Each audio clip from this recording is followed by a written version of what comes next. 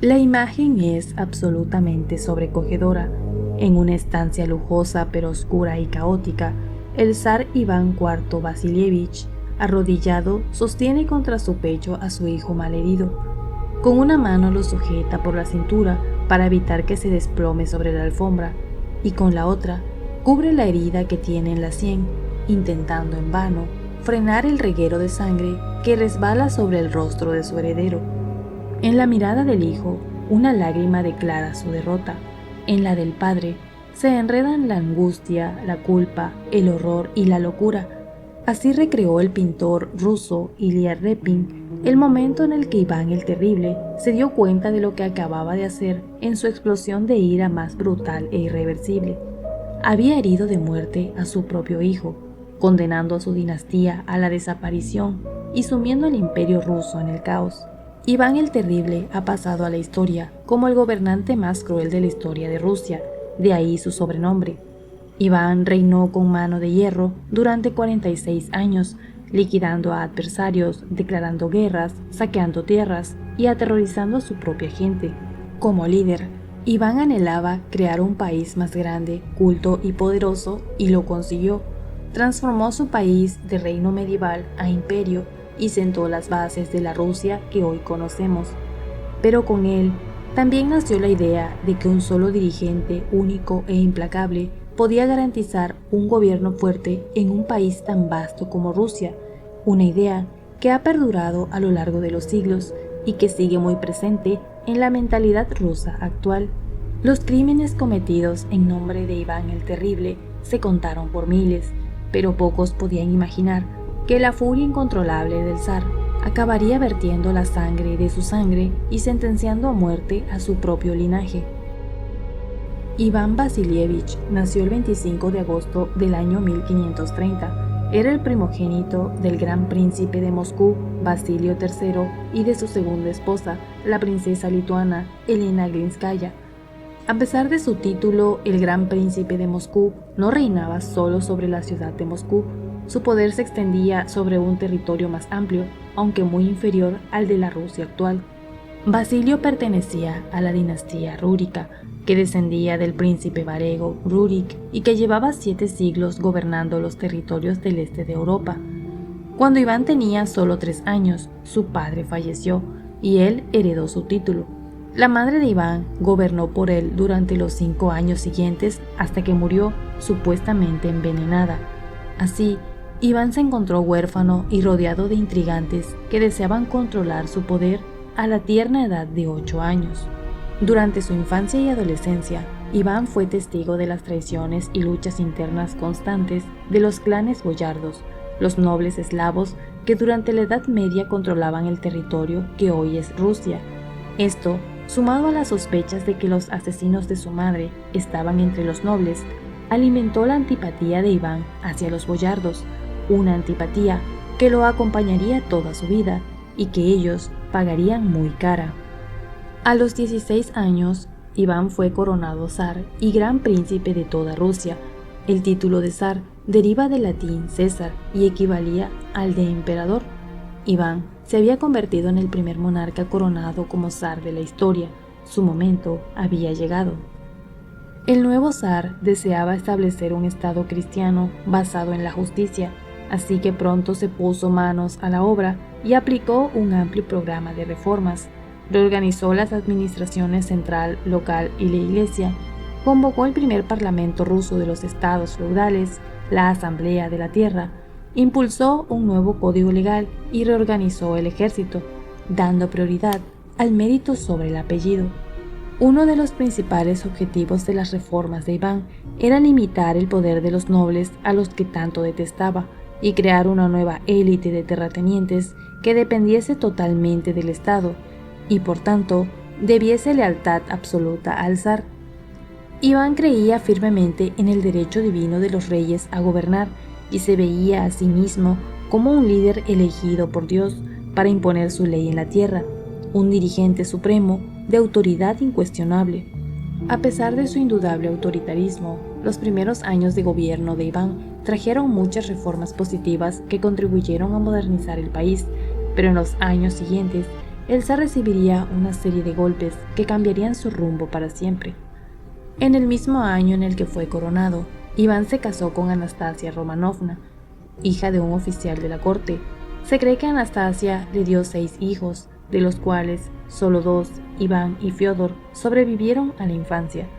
Las crónicas cuentan que el matrimonio fue relativamente feliz, ya que el carácter amable y sereno de Anastasia tenía un efecto calmante en el de su marido, que era más bien volátil e irascible. Pero en el año 1560, Anastasia cayó enferma y murió. Las causas de la muerte nunca se esclarecieron. Se cree que pudo deberse a una intoxicación accidental, ya que en aquella época algunos medicamentos contenían mercurio. Pero para Iván, el motivo de la muerte de su esposa solo podía ser uno: había sido envenenada por los nobles boyardos, igual que su madre. Aunque no tenía pruebas de que esto fuese cierto, mandó torturar y ejecutar a varios de ellos como represalia. Al parecer, la muerte de Anastasia fue demoledora para la salud mental del zar. Por si fuera poco, los años siguientes no trajeron más que desgracias para Rusia. Hubo sequía y hambrunas, y las guerras en las que el país estaba inmerso contra Polonia y Lituania y contra los tártaros no iban bien.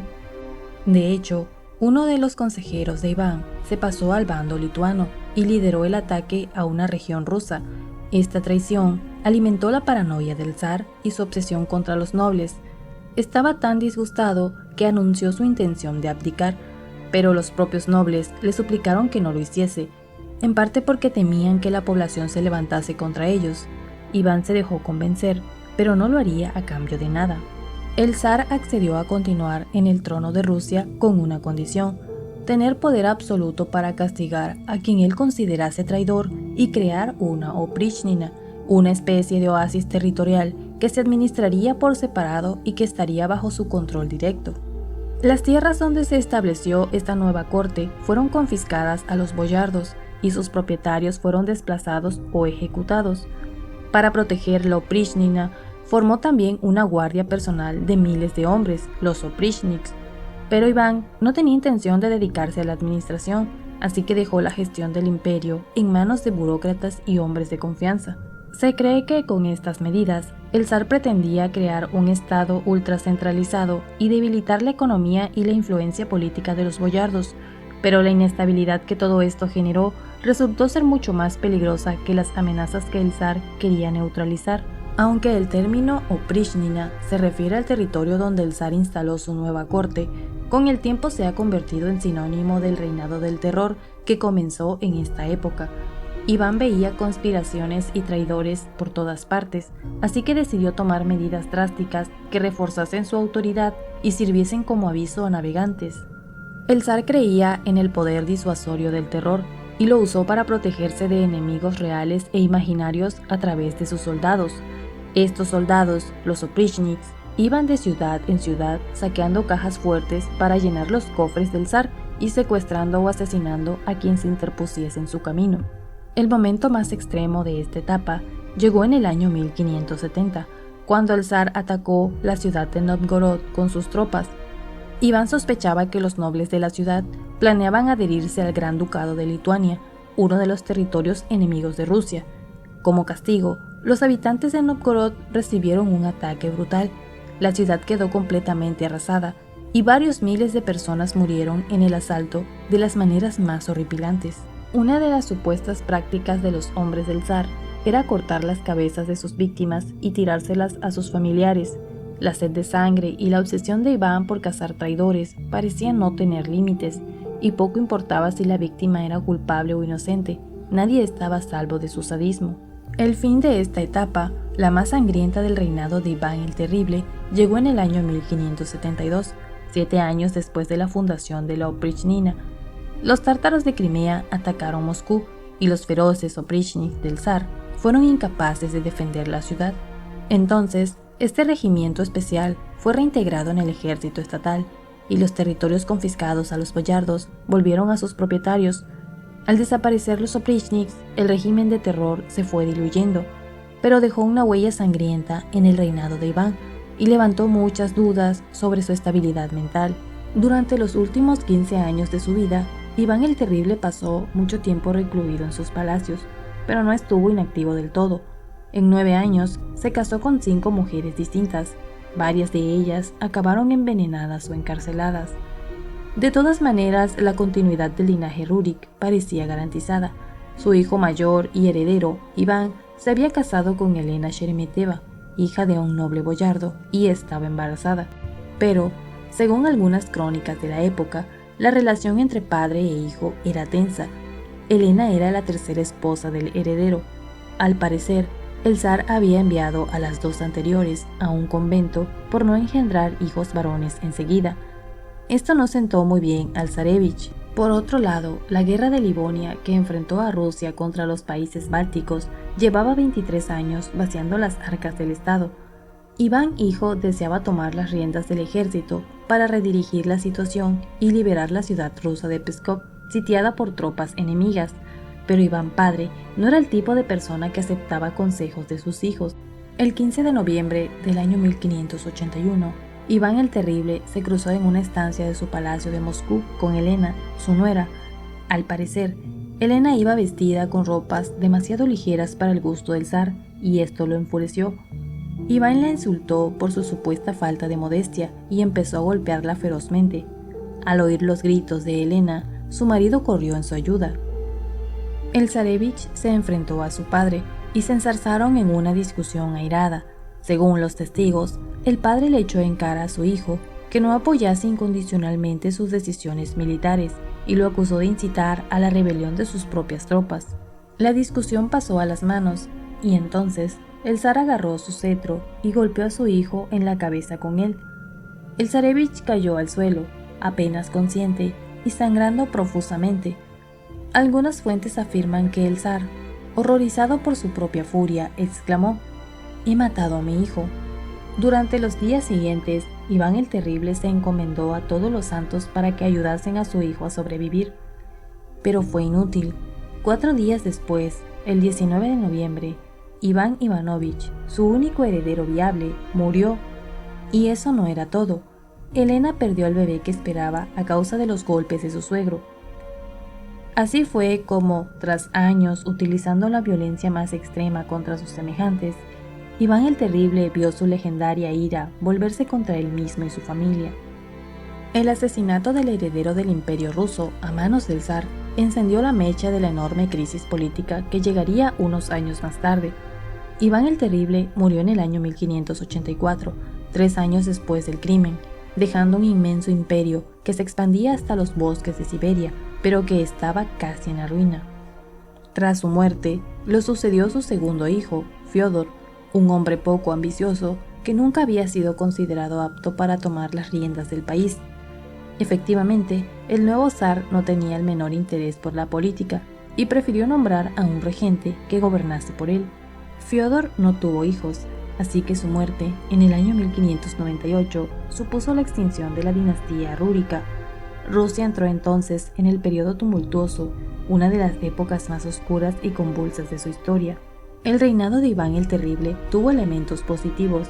Intentó acercar Rusia a Europa, como haría también Pedro el Grande. Impulsó el desarrollo cultural del país, reorganizó la administración y el ejército, y conquistó territorios que ampliaron enormemente las fronteras del estado. De hecho, Iván fue el primer monarca ruso en construir un estado centralizado y un imperio que incluía territorio no eslavo, pero sus logros siempre serán eclipsados por su crueldad, una crueldad que ha generado incontables leyendas sangrientas y exageraciones respecto a su figura. Irónicamente, es posible que el propio Iván diese el visto bueno a estas leyendas. De hecho, utilizó la mentira y el rumor para propagar el miedo, e hizo reescribir libros de historia para dar credibilidad a su teoría de que los países sin un líder supremo y poderoso están condenados al fracaso. Así, Iván el Terrible intentó reescribir la historia para legitimar la suya propia, pero los ríos de sangre que dejó a su paso nunca se podrán borrar.